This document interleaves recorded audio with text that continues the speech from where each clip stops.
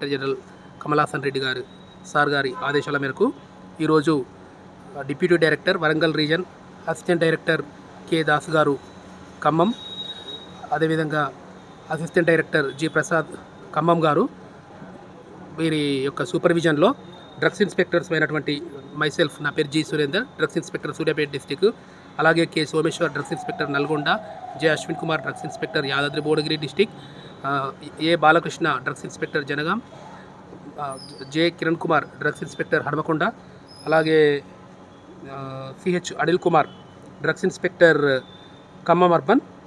మేమంతా కలిసి కొన్ని బృందాలుగా ఏర్పడి లైసెన్స్ లేనటువంటి ప్రిమిసెస్ మా దృష్టిలో ఉన్నటువంటి వచ్చినటువంటి ఇన్ఫర్మేషన్ ప్రకారం వాటిపైన మేము దాడులు నిర్వహించడం జరిగింది. 4 విభిన్న ప్లేసెస్లో మేము దాడులు నిర్వహించి లైసెన్స్ లేకుండా నిల్వ చేసినటువంటి ఔషధ గోడౌన్స్ పైన దాడులు నిర్వహించి మేము ఆ ఔషధాలను స్వాధీనం చేసుకోవడం జరిగింది. సో వీటి టోటల్ వర్త్ 13 లక్షలు సుమారు 30 కూడా.